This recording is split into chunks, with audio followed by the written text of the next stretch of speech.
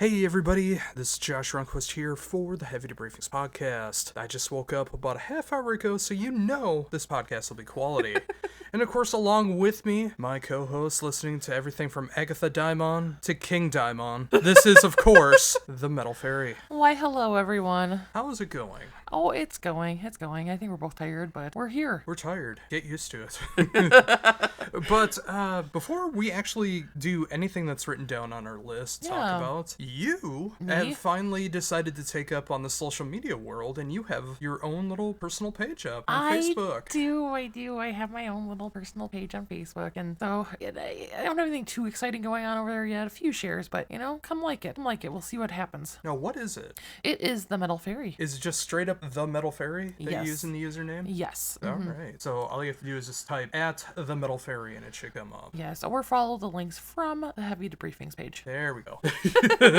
That's what I was waiting for. Yes. But do you have any plans for the page? Like, are you gonna talk about anything that's not on the show? Are you just gonna share music? Are you gonna crap talk bands on there? What are you gonna do? I haven't gotten too crazy yet. I mean, just shared a couple singles that I heard, and I think it was a little bit of news that I shared on there as well. But I might get some opinions going too. Who knows? If there's anything you people want to hear or see, I should say, let me know. And in speaking of news that you shared, you kind of threw it out into the cosmos a while back. Yeah. That in the news, there's a particular band that you wanted to reunite. Yes. And wouldn't you know it, gosh darn it, they're coming back next year. I know. I didn't think this would ever happen because it was just a one-off album that kind of a super group of people, we could call it, that came together and made one album about 20 years ago.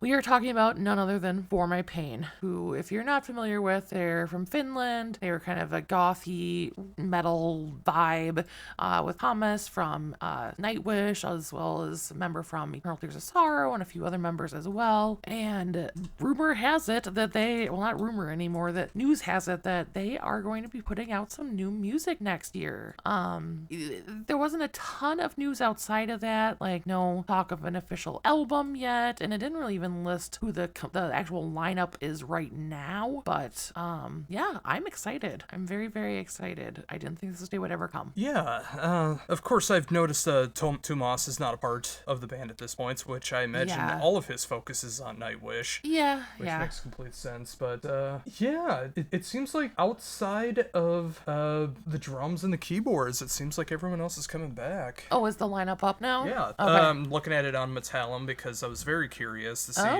if it was officially who was going to be a part of the band. But... All right. Well, that's something anyways. Okay. Yeah, we still got Alti from Eternal Tears of Sorrow, Lori, Oli-Pekka, Juha, Arimati, and Marco. Okay. Marco and Arimati, they are new to the band, so yeah. And wouldn't you know it's the keyboardist of Poison Black and the Man-Eating Tree. Well, I'll take that.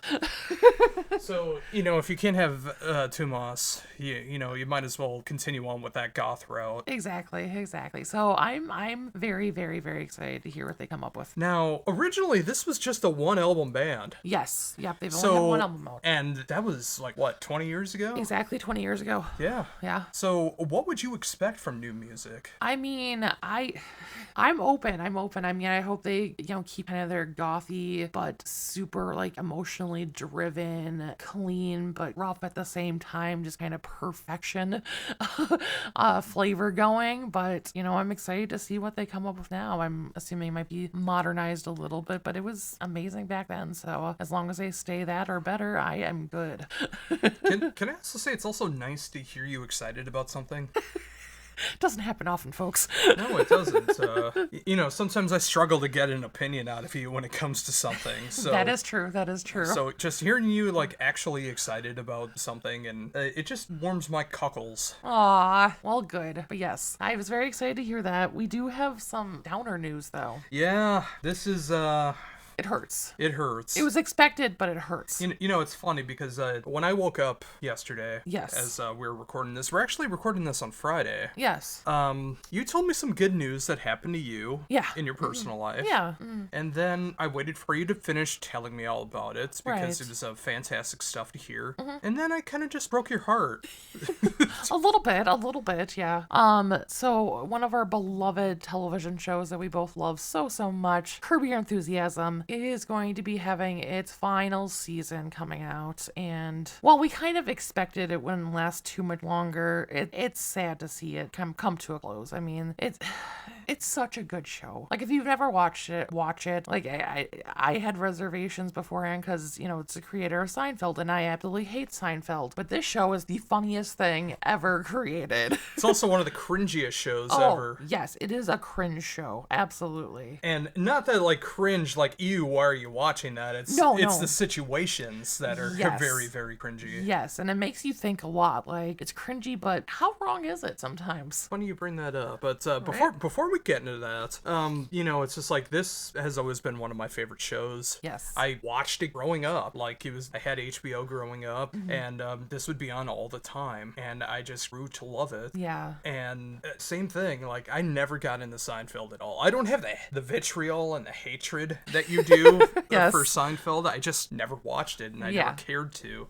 But this I love. Yeah. And, you know, for the longest time, I didn't think there was going to be any new episodes at all. Like, the last episode, to me, was when Larry was in New York, and his neighbor above him was Michael J. Fox, and he felt that he was using his Parkinson's to get away with stuff that people wouldn't normally do.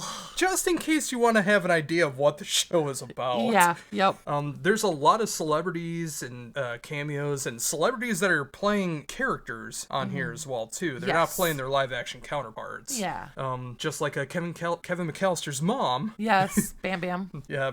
In one episode, plays a character named Bam Bam, which we won't ruin. No. But it's a very great episode. There's a lot of great episodes, and like you mentioned, sometimes Larry is in the wrong for what he does. Yes. Other times, he's completely in the right. Completely in the right, although a lot of times he goes about things the wrong way.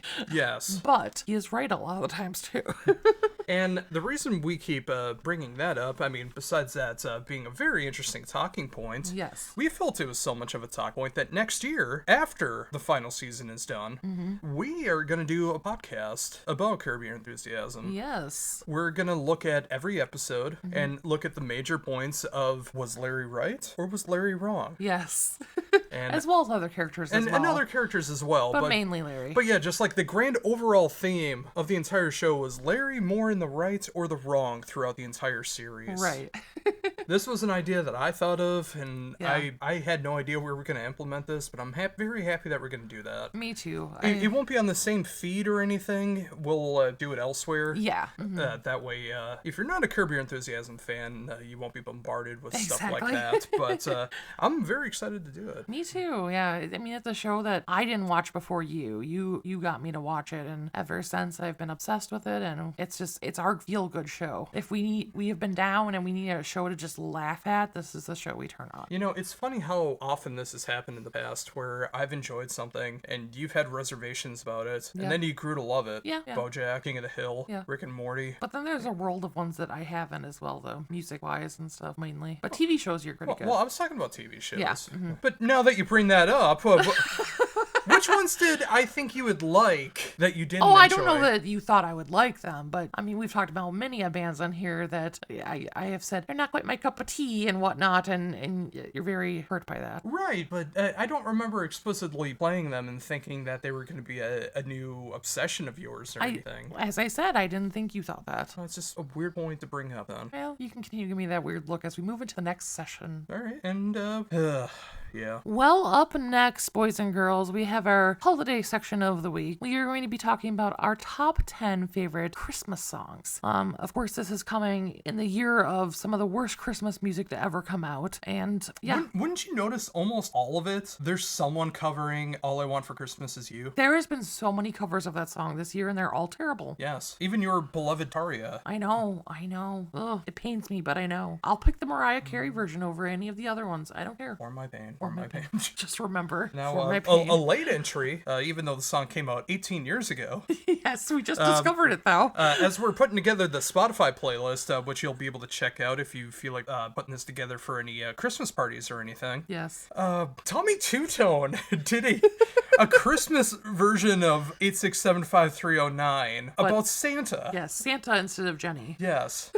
Yet it's called Santa Jenny 8675309. Yes. Santa Claus is coming to town. It's terrible. It is terrible. I did not know it existed before. We were better off. If you're familiar with Spotify, when you're putting a playlist together, underneath it, it'll say some recommended songs. Yes. And that was underneath there for some reason, despite the fact I would never put something like that on there. Don't believe the recommendations. No. Listen to your own choices. Yes. All right. So how did you go about this? Yeah, so I mean, my interests as far as Christmas music are kind of all over the place. Like, I love some songs that are covers by more popular bands or popular to us anyways. At the same time, I love some songs that are more like the kind of standardized versions. I'm also a choral person, so I'm kind of all over the board with this. But I just tried to pick the songs that when I listen to them, they get me in the Christmas spirit. I went about this trying to challenge myself. Okay. I decided to do basically heavy versions of all the songs that are going on. Not the traditional or gospel or choral versions necessarily. Okay. I try to do songs that are on the heavier side of things. So are they your favorite songs, though? Yes. Christmas songs? Okay. But I also tried to do songs that you wouldn't necessarily have. Okay. Or at least the original versions of. Sure. So just to make it a little more varied for between us. Yeah. And also anyone checking out the Spotify playlist, which of course will be in the link down below. Yes. Wink, wink, Nudge, nudge. Now, who goes first? You go first. I go first. Okay. Show me what you got, Tommy Two-Tone. All right. Well, first up, I have Christmas with the Devil by Spinal Tap. All right. Off of their sophomore and, as of right now, final album, Break Like the Wind. Okay. Yes, that is a fart joke. It's basically Spinal Tap just getting together with the devil for Christmas and exchanging gifts and doing decorations and stuff like that. Oh, sure. Of course, with it being Spinal Tap, you know, it's heavy for their stuff. I mean, it's not an all-math rack or anything, but, you know, it's just fun 70s, 80s parody metal. Yes. Yeah, it's a fun song, and I understand. I don't think enough people have ever heard Break Like the Wind. I think they're familiar with the soundtrack to this is Spinal Tap, but they've never actually checked out Break Like the Wind, so I recommend that. All right. I feel like you're one of those people who've never checked out Break Like the Wind. No, I have not, and I can't guarantee I ever will. What's wrong with Spinal Tap? The movie is fine, but that's enough. All right, we got some stuff to talk about down the road. My number 10 is the Chipmunk song. Of course, Alvin and the Chipmunks. Christmas time is here. Yes. We did not fake that. That was just her voices. Yes. I'm sure you're so impressed. Yes.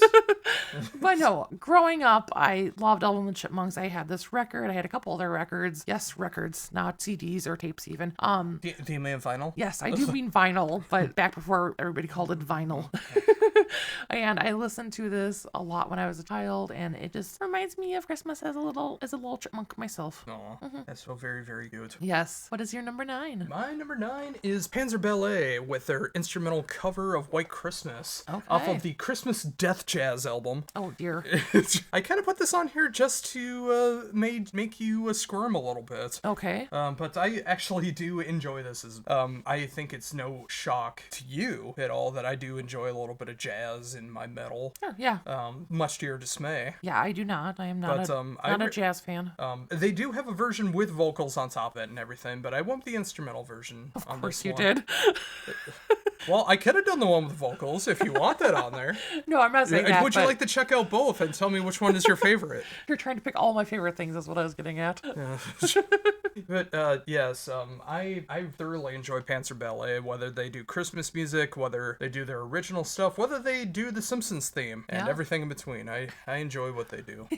Awesome. My number 9 is Tarja from her first Christmas album with O Tannenbaum. See, I was going to do something off first album, but I had a feeling you were going to do something, so I just left it off. Yeah, like this is what I want from Tarja for a Christmas album. Like, I don't want the sound to completely change of a song if she's doing a cover, like, because then it's not the song anymore, in my opinion. But like, this is a perfect example of that. She takes the song, but she makes it dark with almost kind of like an ethereal feel to it as well, and it's perfect. Do you remember I actually interviewed Tarja for that album? I do remember you interviewing her. Yeah, she recorded it down in Jamaica. Yes. Which is the perfect location to make Christmas songs, is in a recording studio in Jamaica. Yeah. in the summer. Yes. Everyone says that Tarja has like a bad reputation and is a really hard interview. She couldn't have been nicer. She couldn't have been nicer to me because I wasn't like pestering her of like, well, what do you think about Nightwish nowadays? Do you think you're gonna rejoin anytime? Oh, you know, if you just don't be a jerk, you can get some good interviews. Yeah, it's not that hard. She was so nice. She was so nice. I would have loved to have talked to her again, but hey, even just once, Exactly. I was really happy about it. Exactly. Number 8. My number 8 is one of the greatest actors and power metal vocalists of all time, Christopher Lee, off of a heavy metal Christmas with the Little Drummer Boy. Yes. There is nothing like hearing the power and intensity of Christopher Lee going bum bum bum. It's true. It's true. No one can do it like that. I couldn't even do it. And, yes. And he just has this power and intensity behind him, and it's just so fantastic. Very unique voice. Yes. I thoroughly enjoy his rendition of it. In a completely different direction, my number 8 is In Sync with Merry Christmas, Happy Holidays. Now you took that from Ralph Garman a couple days ago, didn't you? I didn't. I mean, yes, we share this love of the song, which is an amazing song. I don't care what anybody says. But no, this has been a favorite since it came out back in my youthful days. I never hear you talk about it. We don't really talk about Christmas songs that often. Well, sometimes, like when you want to throw in some stuff, like I'll throw in the Elvis Christmas album for you or something, and I'll throw on my stuff, which I'll be talking about later in the list. Sure, yeah. But this one never comes up. Well, I'm not an NSYNC fan. I don't despise them or anything. Well, sure, but I don't want to make you ruin your Spotify. No, with the DJ feature on Spotify, it already ruins it. Well, that is true. DJ X has no idea what he's talking about. No. Coming in at number 7, I got Typo Negative. All right. With Red Water Christmas Morning. And no, I don't mean when the sunrise is coming up. I mean when you're sad and grieving. Oh. Christmas Morning. So, this, of course, features the dun dun dun dun dun dun dun dun at the end, and just making it sound like the most sorrowful thing as you're entering your grave as they're playing it. It's just very dark and very appropriate for my kind of people.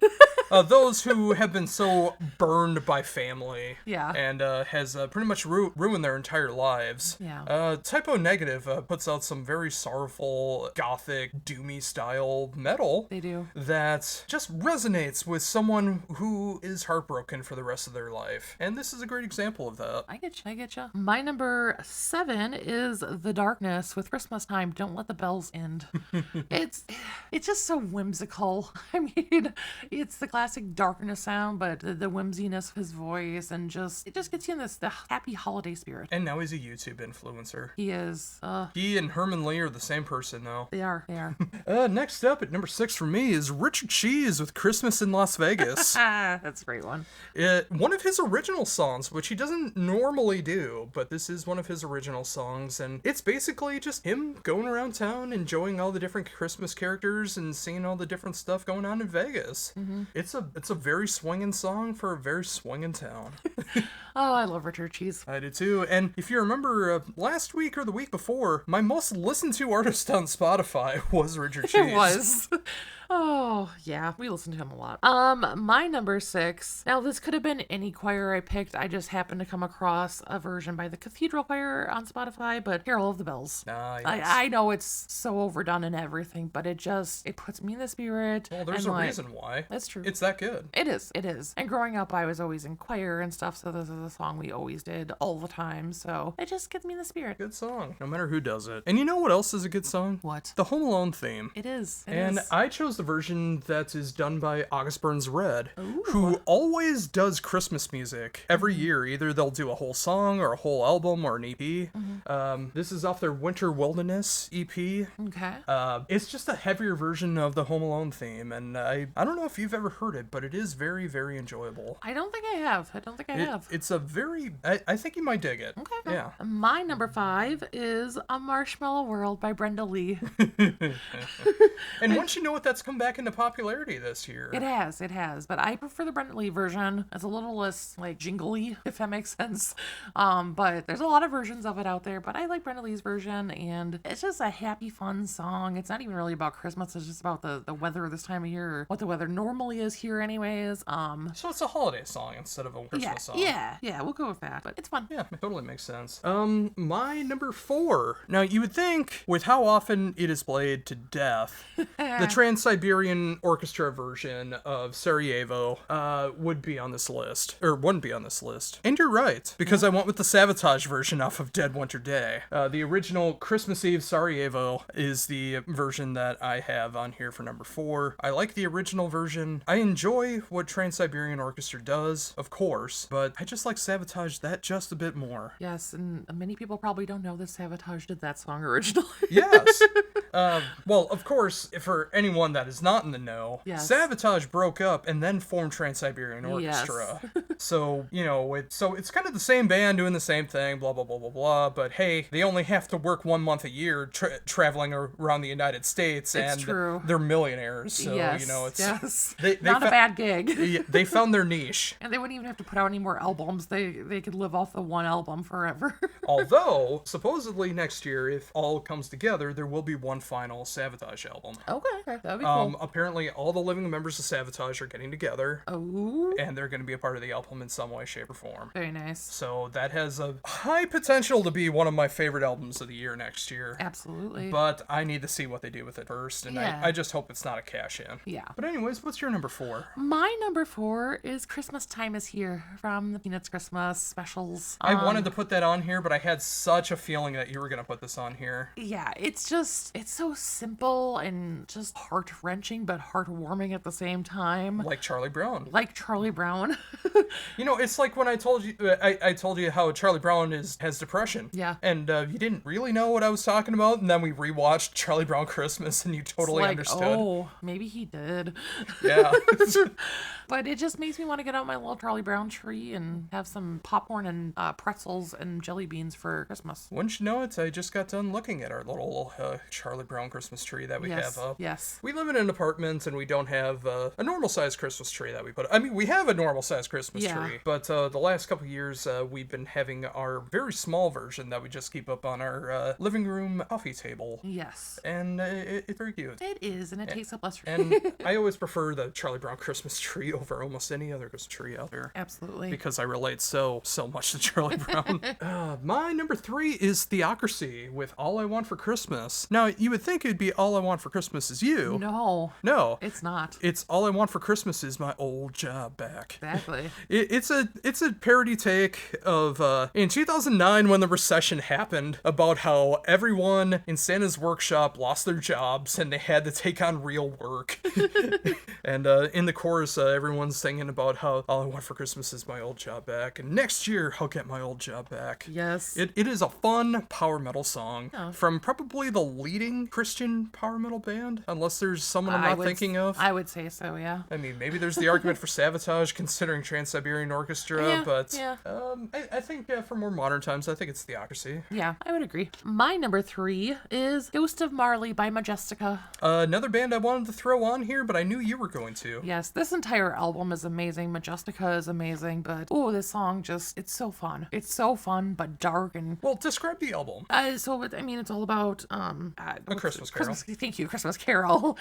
This song obviously is about Marley's ghost coming back to visit Mr. Scrooge. So yeah. Yeah. What I appreciate about this album is they incorporate other Christmas songs into it. Yeah. In like themes. Yes. Like sometimes it's like verses or choruses or something like that, but it's not the entire song. Mm-hmm. And they write their own original stuff behind it as well, all under the veil of A Christmas Carol. Yeah, it's familiar enough to like get you like hooked in right away, but then it's enough originality to kind of give you something new as well. So it's really cool. Yeah, if you are a power metal fan, you will find something to thoroughly enjoy about this. If you just enjoy Christmas music, you will find something to thoroughly enjoy about this. And if you are both, why haven't you heard this album yet? Right? All right, my number 2 is King Diamond with No Presents for Christmas. All right. This is one of his B-sides, but one of his most legendary B-sides as well. Yes. It incorporates other things like Rudolph the Red-Nosed Reindeer and other Christmas songs in there occasionally. little dark demented stuff. But yeah, it's all about King Diamond being so evil, he's taking everyone's presents away. Yes.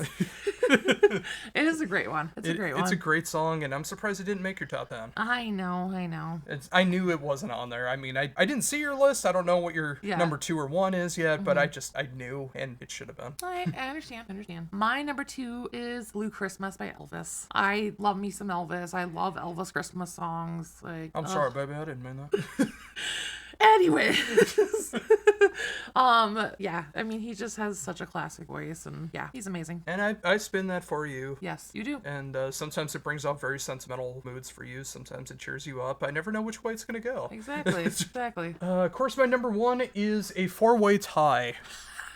You've been cheating a lot lately with your number 1s. Hey, we don't have any strict rules on this, and hey, it's more music for more people. Okay. My number 1 is the entire EP Stocking Stuff Her from Kill Whitney Dead. 4 original songs that are quite heavy. They go from like metalcore, almost to deathcore, death metal, but there's no singing. Okay. It is all sound clips from all of your favorite Christmas movies, TV shows, all of that stuff. Yeah.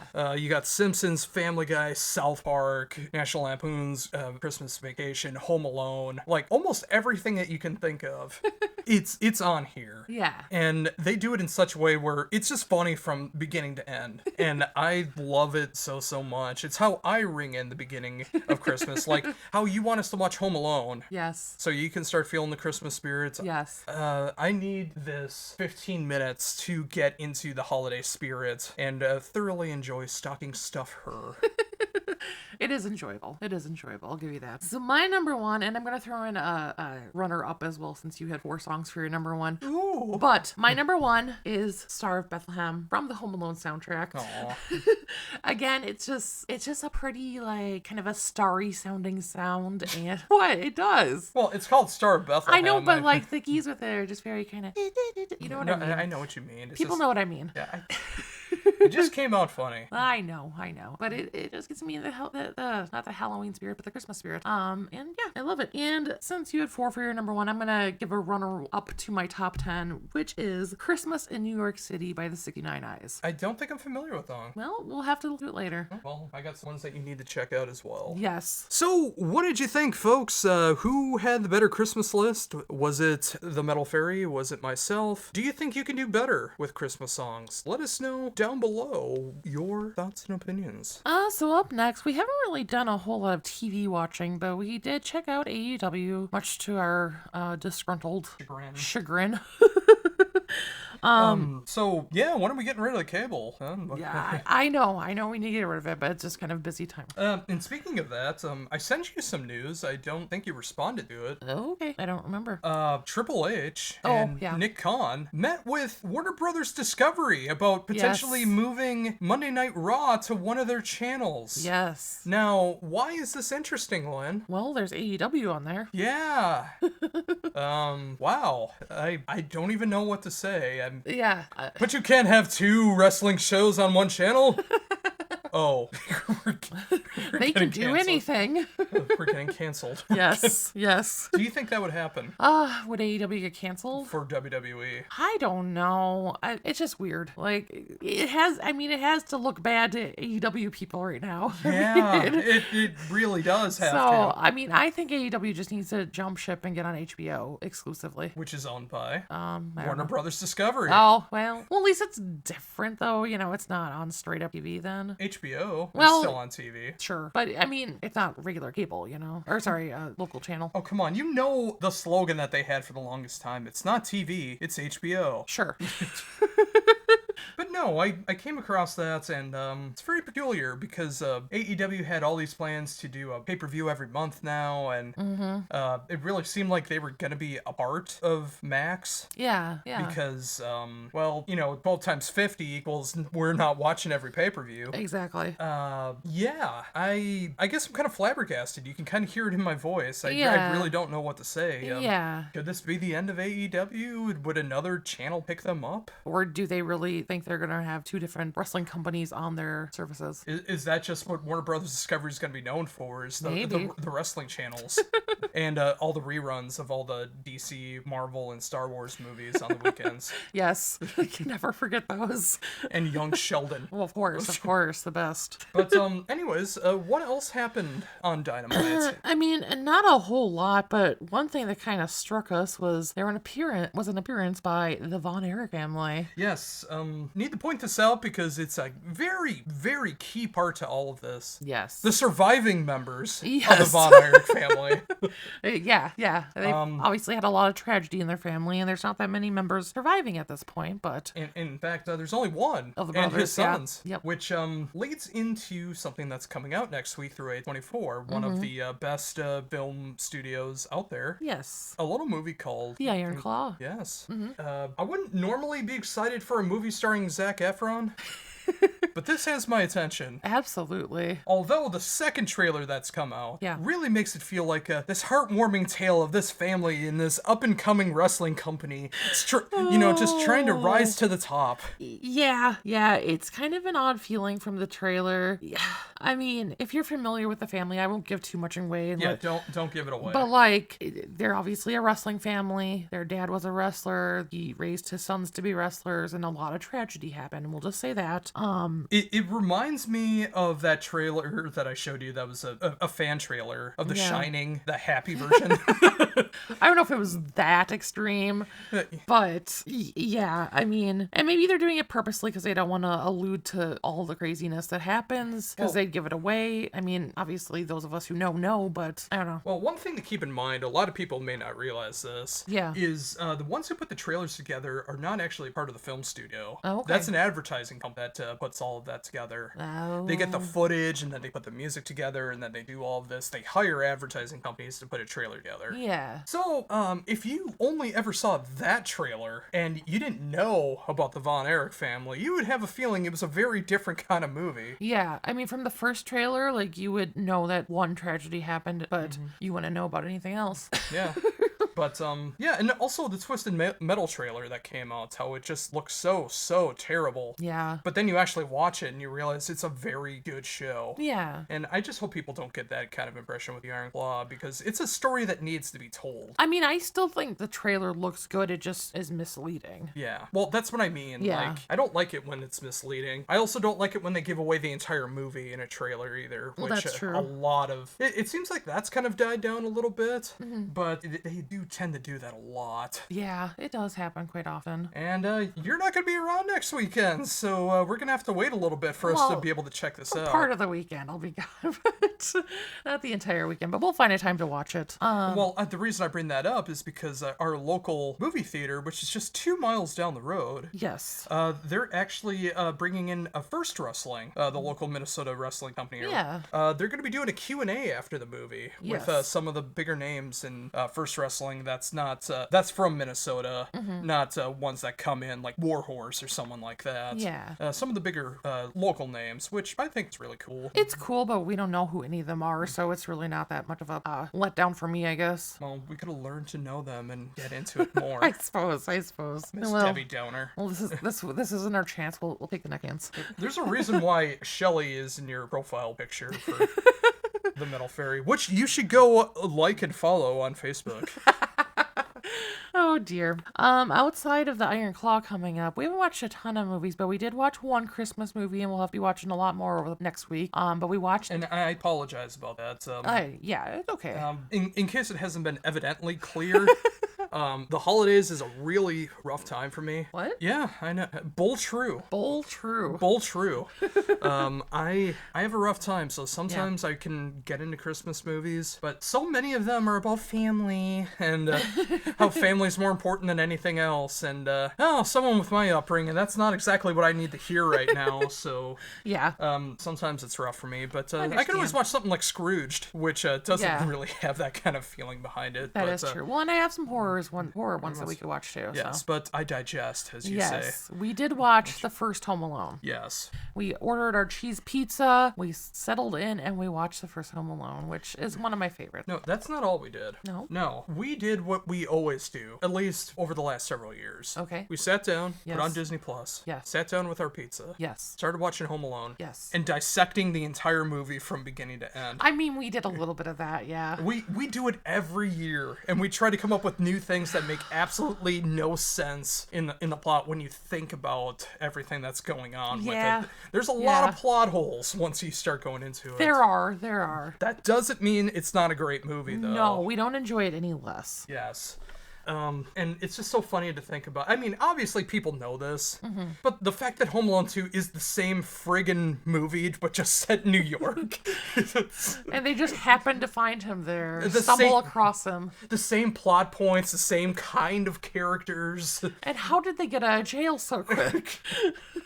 And, of course, a former president makes a little by-second cameo in the second movie as well. Yes. And since the world's going to hell in a handbasket anyways, might be a two-term president coming up next year unless we do something dear. about it. But what is it about Home Alone that brings you into the holiday spirit every year? Oh, everything. I mean, like the family, the house. It's like so like Christmas inviting. You know, I love the house and like how the colors inside the house are just naturally Christmas color even without the decorations. It's just like a warm hug. It makes you just feel homey and stuff. And then with everything, the craziness going on of like the family traveling and stuff, it just reminds you of the craziness of the holiday season, people running around shopping and stuff like that, but except they're in an airport. And then it's just like crazy things that like would never happen to the normal person, but like seeing how a kid would handle it, and it, like as a kid, you know, makes you wonder like, you know, how would I protect my house and how would I protect myself and all this stuff, and you know, it just makes you think a little bit. And how you design and set up all traps in Yes. under 2 hours. Yes. And if you're a kid living on your own, like, how would you survive? Would you eat a macaroni and cheese meal as well? Yeah, probably. Yeah, I mean, Or you do it not now. get to eat it. You do it now. No, well, that's true. Yeah. Yeah. And also, just that unkillable spirit of knowing that the McAllister family will be richer than you ever will. Oh, how did they afford that house?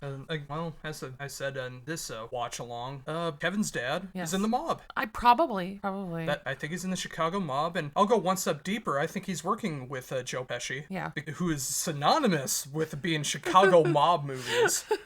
Like, he is just the guy when He you is. think. So I think they're interconnected somehow. I also love the music throughout. They use the music Who, of perfectly. course, is done by John Williams. yes, one of the greatest film composers of all time. Yes, I mean it has one of the best scores to it. And I just you know, as much as it's hard for you, like I love the family togetherness of it, especially like with the neighbor that they have, like the creepy stories they believe about him and stuff. The fact that he reunites with his little granddaughter in the end is really cute, and you're covering your mouth laughing.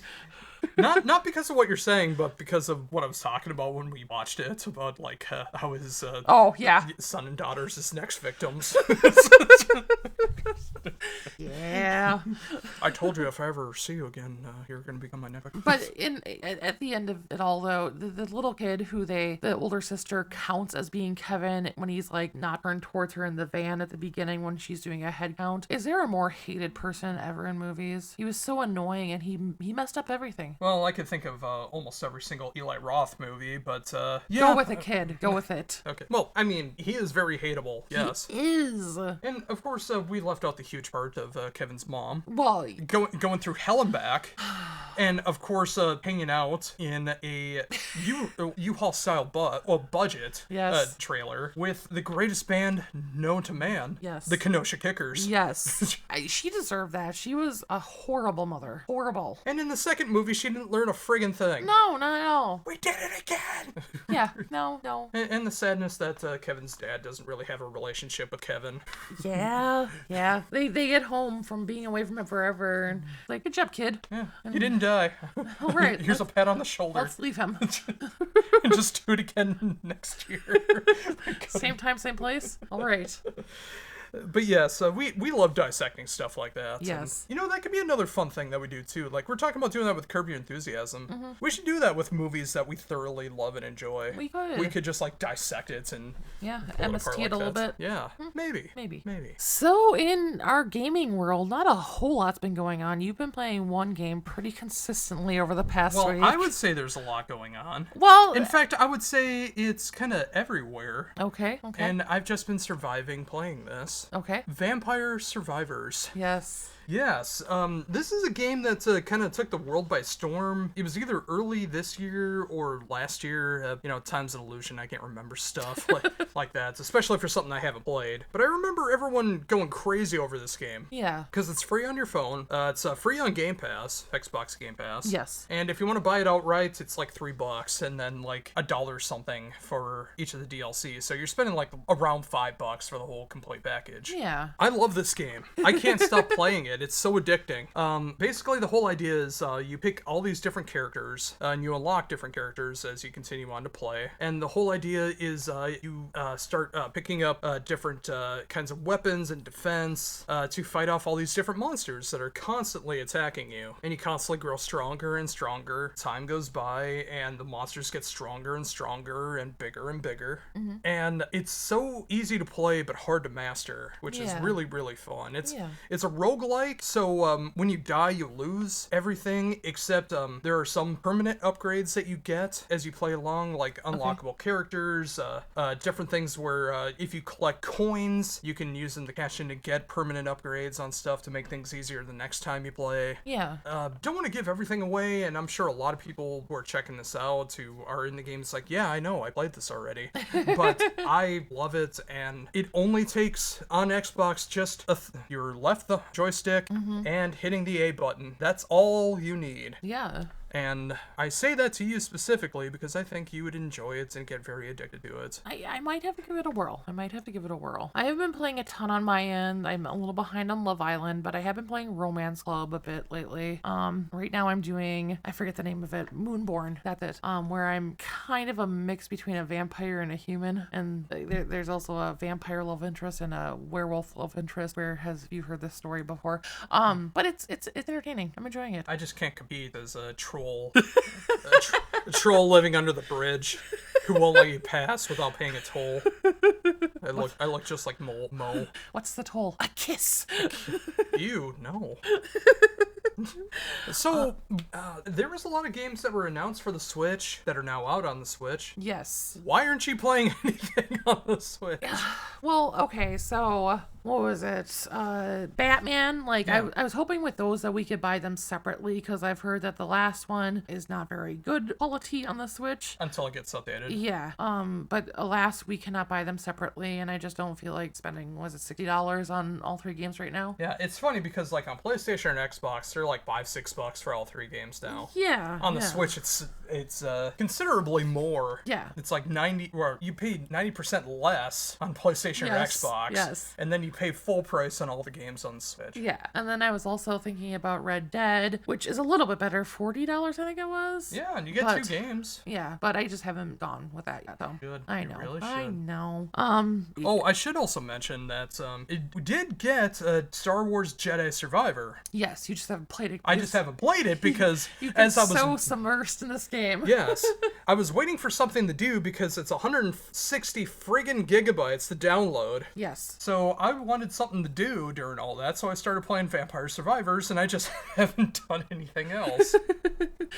Oh, in a little bit of other gaming news, GTA was released through Netflix games and then through Apple or iOS and Android as well. Yeah, it's so strange how Netflix has games Yeah. on there now. Like, Yeah. and it's not just the dating simulators that you love so much. No. They have like WrestleQuest on there, a game that you refuse to play. They have the GTA series of 3 Vice City and San Andreas now. Yep. And they're even on the Switch, and you refuse to play them, and you bought them. I play them sometimes. I played them quite a bit. You haven't in a very long time. I played them a lot in the past. I'm not. I need to play them all the time. That didn't stop you with Skyrim. I haven't played that in a while either. I know. I can't play every game all the time. I know, I'm just... Pick a lane and go it. You and your dating simulators, it seems like that's I just... like them. I know you do. You should try it. Maybe you'd like it. You're staring me dead in the eyes. It's free on your phone. You should get it. Yeah, and they have microtransactions, so boo, no. Maybe they'll actually like me. Oh dear. But anyways, we looked up these games on our phone and it's ridiculous. Vice City's like $20 on your phone. On your phone. Like what? What? Why? No. Who's gonna buy them on your iPhone or Android device? Yeah. It would be $60 for all 3 games. That's gross. No. On your phone? No. Oof. Granted, that's what we paid for the PlayStation version, so... But at least that was PlayStation. I mean, Yeah. phone is like a different thing. Yeah. It's so... that's why I don't like playing mobile games. Yeah. Is the controls are so terrible.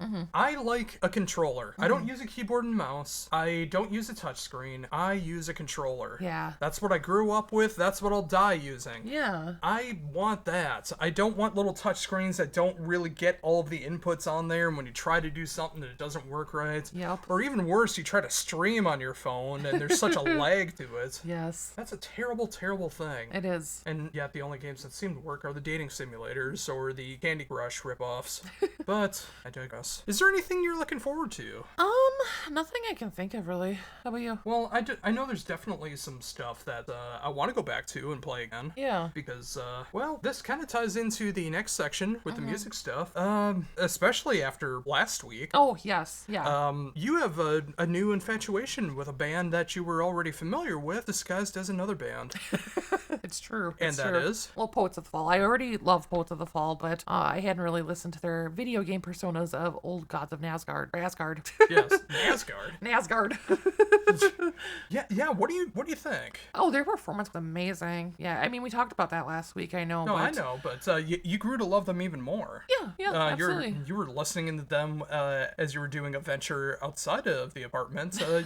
You said that was all you were listening to. I was listening to that song. It was fun. Yeah, they did a 4-minute version on the Game Awards. Yes. Instead of the 13-minute version, which is a little disappointing, but Yeah. hey, if it can get more eyes on Poets of the Fall, I'm all for it. Exactly. And I'm kind of surprised at the amount of people that didn't know that Poets of the Fall was Old Gods of Asgard. Yeah. Especially people that I know who played the previous games. Oh. In the whole universe, you know, Alan Wake and Control, Yeah. and now Alan Wake 2, had no idea it was Poets of the Fall. He has such a distinct voice. How He could you does. not know if you know who Poets of the Fall are? Yeah, I mean, I knew it was Poets of the Fall. I don't know if I would have been able to say their other name Right. off the top of my head, but Well, you've never played the Alan Wake games or That's Control true. or anything like that. That's true. But I do want to go back and play Alan Wake 2 so you can have an appreciation for it. Yeah. And you can see how the lyrics to that particular song, Herald of Darkness, is basically just a guide of what you're supposed to do during the level. Yeah. It's so meta, but I love it. But Yeah. it's also got that kind of like modern Rocky Horror kind of feel behind it a as little well bit, too. yeah. Especially since it is in a horror game, and then it's got a little dark aesthetic behind it, and Yeah. it's a little heavier than Poets of the Fall too, which I appreciate Yeah. as well. Yeah, I would say that. Because I've been showing you some of the older Poets of the Fall stuff, and it's lighter, it's Yeah. more subdued, Yeah. but beautiful. It is. They're amazing. They're an amazing band. And I really hope they tour the States, as I keep I saying. I'm going to say know. that every time that we talk about Alan Wake, I every time we know. bring Poets of the Fall, because apparently they have their visas, or else they wouldn't have been able to play the Game Awards, Right? so why not just come over here and do a freaking tour? Exactly. You're here. Stay a while. But you know what? I don't think we really need to take a break right now. Let's just keep going with the music, since Sure. we already segued into it through Poets We of the Fall. did segue into it. So we've had an opportunity to check out a few new singles from bands. First up, Crazy Licks. I mean, they put out a number of singles now, but checked out a couple more of them over the past days. And Let's talk about that first one that we watched a few days ago. yeah. It of course had I forgot her name. It was just on the tip of my tongue. Yeah. Jodie. Jodie Foster. Yeah, Jodie Foster in her role before The Silence of the Lambs, Yes. where she was someone kind of loose in a bar. And they kind of just played the whole scene of her like being loose in the bar and having Yeah, fun. yeah. And if you've never seen the movie in question, it ends up with her on a pinball machine, and the end of the song just cuts off and fades out right there before some stuff that Yeah. we can't talk about on Facebook goes into play, and it turns into a completely different movie. Oh, yeah, yeah. What was your thoughts of using that clip? I mean, I know all of their videos recently, they've been playing a lot of like clips from like 80s movies and stuff, which totally fit their music. I was a little shocked by this choice because I've seen this movie before, and I mean, it's a curious choice, but I love the song, so hey, it is what it is, I guess. It takes a dark turn. It takes a dark turn. But that's probably going to be an early contender for your album of the year next year is the new Crazy Legs album. Yeah, I anticipate I will love the rest of this album as well. Ancient Wisdom also put out a new single. It's been a while for them. Yeah, 2018 was their last album. Yeah. Which, gotta admit, that was like the only album of theirs that really didn't do anything for me. Yeah. Everything else like hit me pretty good.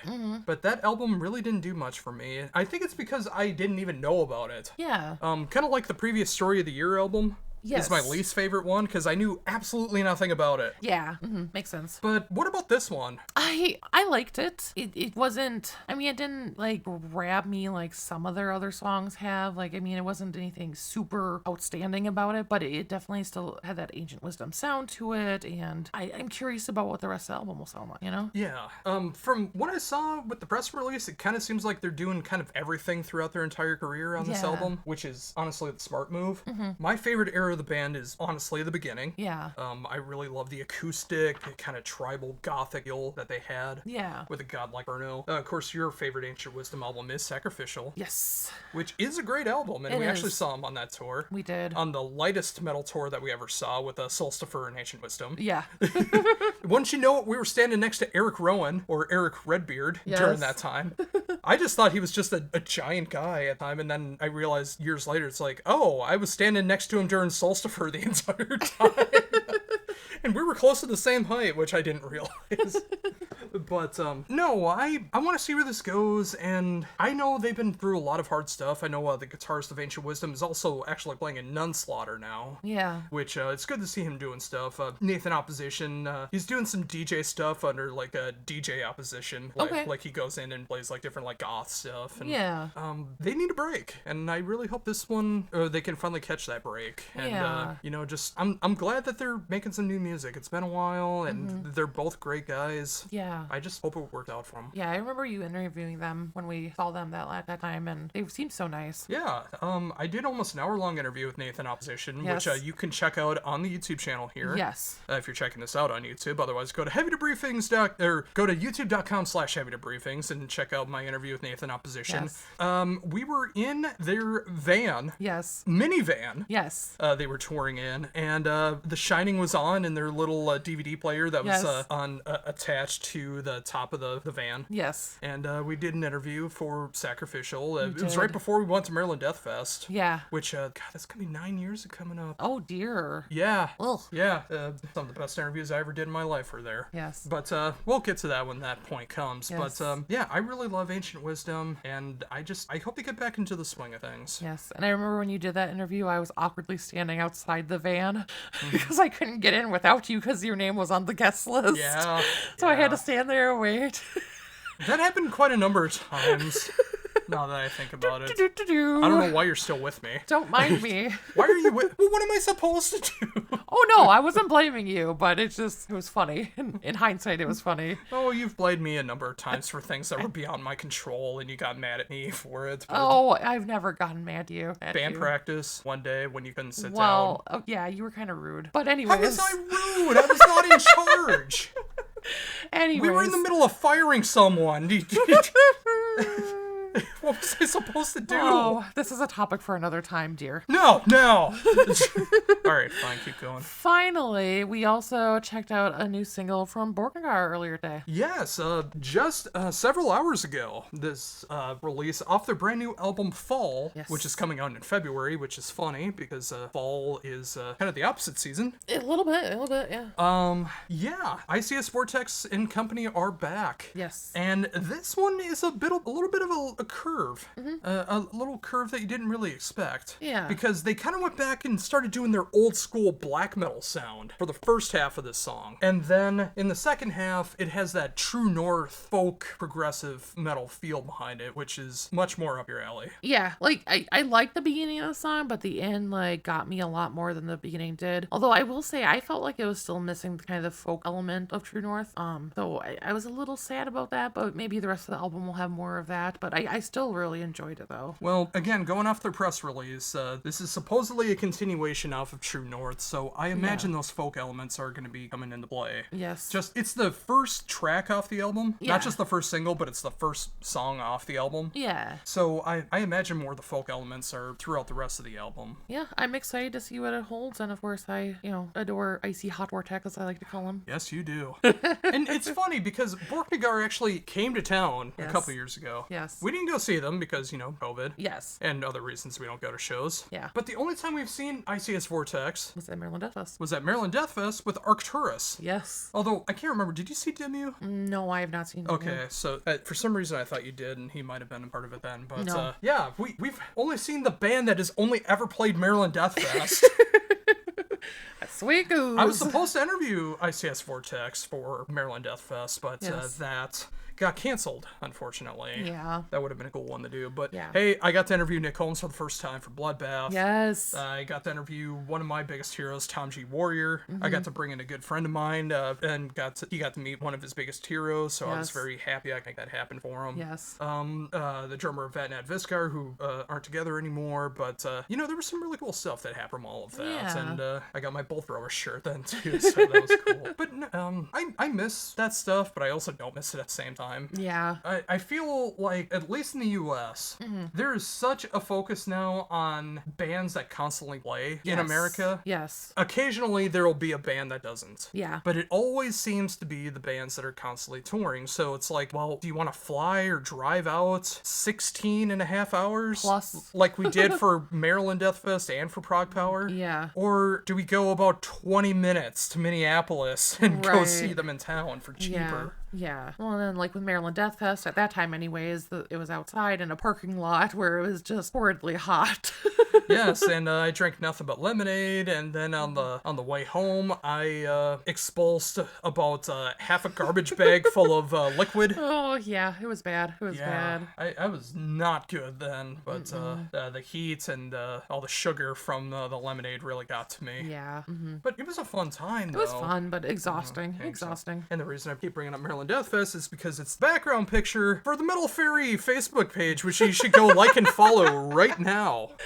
If you were checking this out right now, just type up the Metal Faerie, and no, not Fairy. No. It is, of course, the traditional way of spelling fairy, which is, of course, Faeri. yes, the Metal Faerie. Yes. And I think with that, this is a good point to close Pretty much everything wraps out. it up. Episode 23. Yes. Of the Heavy Debriefings podcast, which I'm going to name it after something to do with the Kenosha Kickers. Yes. Because it's just have to. Exactly. Thank you so very much for tuning in and checking this out. Bonus entry for Christmas songs. The Kenosha Kickers playing in the budget band. Yes. Yes. Here, Here, try playing it. No, I really don't Here, want try it. No, Try it. no, Try it. no, Try it. I- Try it. Try it. Well, we left our kid in a funeral parlor, all day. It's just there with a corpse, and we got him like hours later after we came to our senses. Was he okay? Oh yeah, he was fine. After like 5-6 weeks, he started talking again. Kids are resilient; they bounce back. Exactly. Endlessly quotable. But yes, make sure to like and follow Heavy Debriefings on all your favorite social media platforms, except for the downfall of Twitter /X, Facebook, Instagram, Threads, Blue Sky, YouTube, and of course, heavydebriefings.weebly.com for all of your heavy debriefing needs. Do we have anything lined up for next week? We do, and I don't know what it is, so stay tuned. It'll be a surprise. Right on. And barely an hour-long show this time around, but you know what? That's A-okay. And until next week, for the Metal Faerie, this is Josh Runquist for the Heavy Debriefings podcast saying, see ya.